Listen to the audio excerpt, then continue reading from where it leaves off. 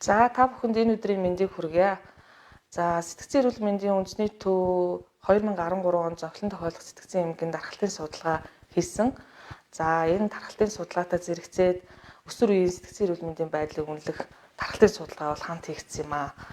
За энэхүү судалгаа бол улсын хэмжээнд хийгдсэн бөгөөд яг өсвөр насны 11-аас 18 насны 2250 хүүхдийн дунд хийгдчихсэн. За энэ судалгаагаар бол өсвөр насныхны 60.5% нь эрүүл, 30.5% нь тулгымцсан асуудалтай, 9% нь сэтгэл хөдлөл зан үйл эмгэгтэй гэж гарсан юм. За ингээд дэлхийн дахинд болж байгаа хүүхэд өсвөрийн сэтгцийн асуудал судалгаануудаас ингээд харж байхад ер нь өсвөр насны хүүхдүүдийн дунд сэтгцэд тулгамдж байгаа асуудал бол нэг 15-аас 20 орчим хувьтай байна. За өсвөр насны хүүхдүүдийн одоо нас баралтын тэргүүлэх шалтгаан дээр бол амиа оролт орж байгаа. За дээр нь бас тэргүүлэх өвчлийн дотор бол сэтгэл готрол бол давмгайлж байна гэсэн ийм дүнгууд байдаг. За манай орны тухайд бол ер нь өсвөр үеийн сэтгцийн эрүүл мэндийн талаар бол нэлээдгүй ажлуудыг ингээ хийгээ явж байна. За бид нар бол Говьалтай аймаг дээр 5 жилийн хугацаатай 2017-оос 22 онд хэрэгжүүл дуусгах төсөл хэрэгжүүлээд явж байгаа. За Говьалтай аймгийн энэ өсвөр үеийнхний сэтгцийн эрүүл мэндийн байдлыг үнэлэх судалгаагаар бол судалгааг бол суурь судалгаа болгож 17 онд хийсэн. За энэ судалгаагаар бол Говьалтай аймгийнхны эрүүл хүүхэд 58.1, за тулгымцсан асуудалтай 36%, за сэтгэл хөдлөл зан үйл эмгэг нь бол 5.1% бол эзэлж байна гэсэн ийм тоо гарсан байсан. За түүнээсээ гадна Өмнөговь аймаг дээр бол бас суурь судалгаа хийгээ явж байгаа. За энэхүү судалгаагаар бол өсвөр насны хүүхдүүдийн нэг 50 орчим хувь нь бол одоо сэтгэл хөдлөл зан үйлын хувьд бол тулгымцсан асуудалтай байна. За эмгэгэн 4%, эрүүл нэг 40 орчим хувьтай бол гарч ирсэн. За ингээ хоёр аймаг дээрээс ингээ харж байхад бол ер нь бол өсвөр насны хүүхдүүдэд одоо сэтгэл хөдлөл зан үйлдэн тулгамж байгаа асуудал бол нэлээдгүй өндөр хувийг за бараг 2-оос 4 хүүхэд тутмын нэгт бол тохиолдож байгаа нь ингээ харагдаж байгаа. За ийм учраас бид нар одоо Говьалтай аймаг дээр за ер нь энэ сэтгцэд тулгамж байгаа асуудлыг хэрхэн яаж шийдвэрлэж болох вэ гэдэг ингээд туршилтын одоо төслийн ажлаа эхлүүлсэн. За тэгээд энэ ажлынхаа хүрээнд бол үндсэндээ Говьалтай аймгийн эрүүл мэндийн газар, эмнэлэг, за ялангуяа эмнэлгийн хүүхдийн эмч, эмэгтэйчүүдийн эмч, за ерөнхий боловсролын сургуулийн нийгмийн ажилтан, сэтгэл зүйч, сургуулийн эмч, дотор байрны багш гэсэн хүмүүст бол одоо өсвөр үеийн сэтгцийн эрүүл мэндийн талаарх сургалтыг бол одоо үе шаттай хийсэн. За ингээд сургалтанд хамрагдсан хүмүүс маань яг энэ өсвөр үеийтэйгээ ажиллах одоо орчин хэрэгтэй байна гэдэг ингэсэн. За тэгээд энэний дагуу бол бид нар Говьалтай аймгийн одоо аймгийн төвдөө 4 газар цагдаа, ерөнхий боловсролын сургууль, эмнэлэг, за гэр бүл хөгжил дээр нь за мөн бас Говьалтай аймгийн 2 захын 2 суман дээр Алтай сум, Баян уул сум 2 дээр бол мөн сэтгэл зүйн мөрөөнүүдийг бол нэгдсэн үндэсний байгууллагын хүүхдийн сангийн дэмжлэгтэйгээр бол одоо нээсэн. За яг энэ төвүүд дээр ажиллаж байгаа сэтгэл зүйч нарт бол өнгөрсөн жил бол бид нар 2 дахь шатныхаа сургалтуудыг наривчилж хийсэн. За энэ сургалтаараа бол одоо өсвөр насны хүүхдүүдтэй хэрхэн яаж ярилцахын, одоо ямар аргуудыг хэрэглэх юм, түүнийг одоо хэрхэн даван туулахын гэсэн энэ одоо илүү практикл ийм арга зүйн сургалтуудыг хийгээд ирсэн байгаа. За тэгээд одоо бид нар эх хонд бол одоо төгсгөлийн судалгаа хийхээр ингээд төлөвлөж байна. Цаашдаа бол бас энэ ерөнхий боловсролын сургуулиудын дунд энэ хүүхдүүд тохиолдож байгаа тулгымцсан асуудлыг илрүүлдэг аппликейшнийг хий. За энэ аппликейшнаараа дамжуулж бас энэ нөгөө хүүхдүүдийг илрүүлэлтэнд сайн хамруулъя гэсэн ийм одоо бас чиглэл бариад явж байгаа. За мөн бас боловсролын яам, эрүүл мэндийн яамныхан бол хамтраад ер нь бол хүүхдийг одоо танддаг ийм тандалтын асуумж, сорилуудыг бол одоо босруулж өгөөч гэсний дагуу бас бид нар сорилын номыг гаргаж байгаа.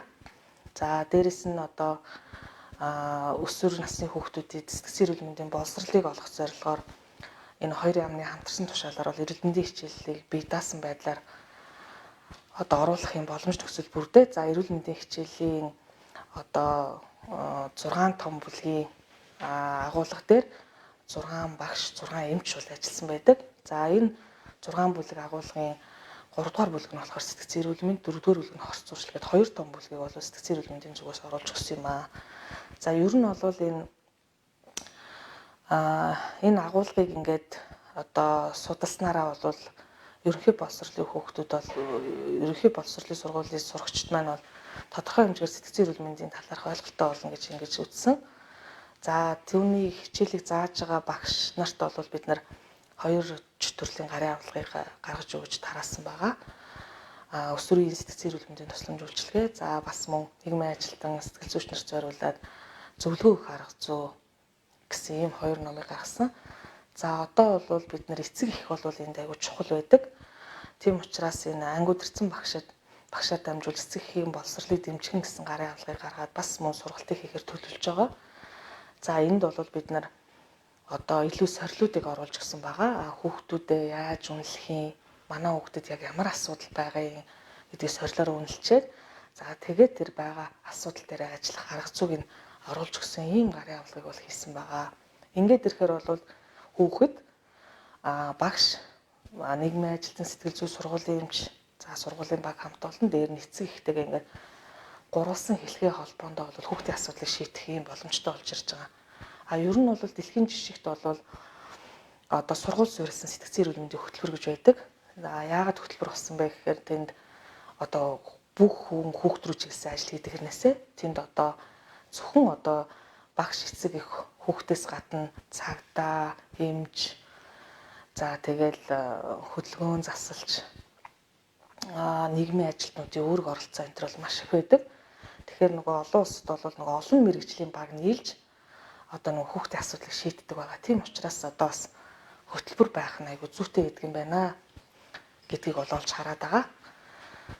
За тэгээд ер нь бол хүүхэд өсвөр үеийнхний дунд бол нэлээд одоо түгээмэл тохиолддог асуудал маань бол үндсэндээ сэтгэл хөдлөлийн талаас, зан үйлийн талаас байгаа. За тэгэхээр энэ одоо байдалд нөлөөлөд байгаа гол хүчин зүйл маань бол ерөөсөө л гэр бүл байгаа. За гэр бүл гэдэг бол одоо эцэг их, хүүхэд гэсэн юм бүтцтэй. За гэр бүл бүрэн бүтэн байх, өв тэгш байх маань бол хүүхдийн одоо эрүүл сэтгүүтэй, эрүүл сэтгэл зүйтэй, одоо эрүүл дархлаатай ч гэж яриад байгаа. Одоо ийм байхад бол асар их чухал нөлөөтэй байгаа. Гэр бүлийн бүтэц алдагдах, за бүтэц алдагдахыг дээр салсан, салж байгаас салах гэж байгаа тий. За дээр нь одоо гэр бүлийн байнгын хэрүүл маргаантай байх. За аав ээж нь одоо архи уудаг байх тийм ээ. Аав ээж нь ажилгүй байх, орлогогүй байх. Энэ төр бол хүүхдийн сэтгэл зүйд бол асар одоо муугар нөлөөлдөг. Тэгэхээр анханасаа одоо байшингийн суурийг тэгшгэн тавьбал сайхан байшин баригдтал ижил. За хүүхдүүдийн суур хүмүүжлийг гэр бүлд нь анханаас нь тэр насных нь онцлог үе шатуудад нь тохирсон байдлаар одоо орчин нөхцөлийг бүрдүүлж харилцаа хандлага зөв хангаж явах юм бол ийм одоо сайхан эрүүл сэтгцтэй ийм хүүхэд төрөх одоо бүрэн боломжтой байдаг. Тэгэхээр төрж одоо өсөж хүмүүжих бүрэн боломжтой байдаг. Тэгэхээр зэрэг хүүхдийн энэ сэтгцэд бол хамгийн одоо их нөлөө үзүүлж байгаа зүйл бол гэр бүл гэж хэлэх гэж байна. За тэгээд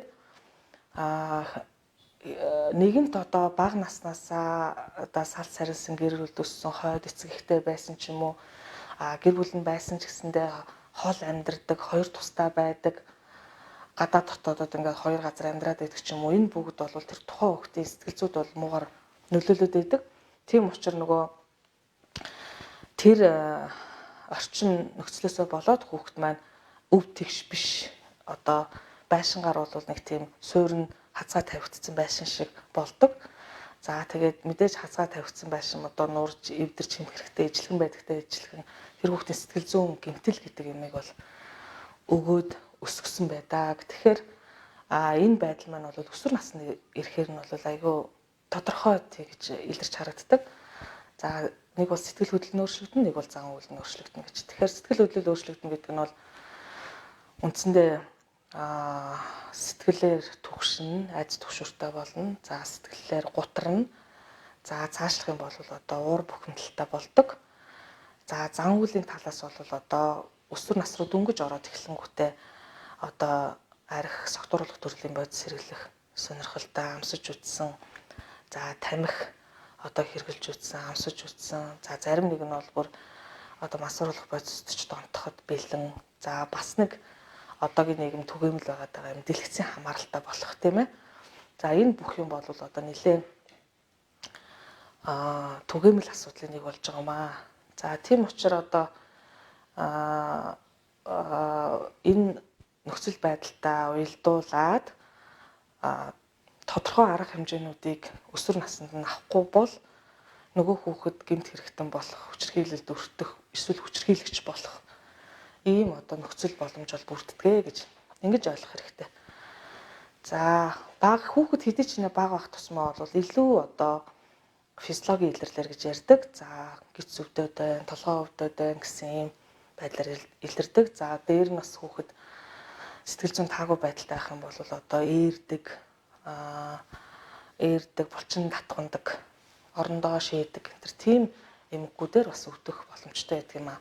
Тэгэхээр зэрэг хүүхдийн энэ асуудлыг яаж одоо даван туулах вэ? Яах вэ гэд тийм ээ.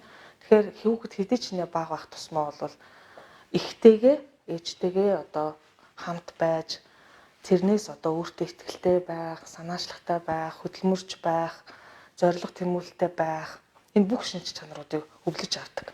Тэгэхээр тийм орчин бүрдүүлж чадахгүй байгаа болохоор хүүхэд маань одоо өөртөө ихтгэлгүй, бие даах чадваргүй, дутууд улмаг тий одоо юм санаачлах байхгүй, идэвхгүй, залхууч юм шиг. За ийм хүүхдүүд бол өсөж торимж байгаа. За өсвөр насны хүүхдүүдийн хувьд бол илүү одоо ярилцах аргуудыг өсвөр насны хүүхд гэдэг бол одоо хүүхэд наснаасаа насан турш руу шилжиж байгаа ийм үе байгаа. Тийм учраас өсвөр насны хүүхдүүд өөрсдөө бид нар том хүн болсон гэж бодож байгаа учраас илүү ярилцах аргыг хэрэглэх нь аюул зөв. За тэгээд ярилцаад асуудлыг сонсоод за тэгээд дотроо байгаа асуудлыг аль болохоор ил гаргаад аль болохоор сэтгэлийг онгойлгох, хариуцгах ийм одоо ярилцлагуудыг явах нь бол хамаагүй үр дүнтэй.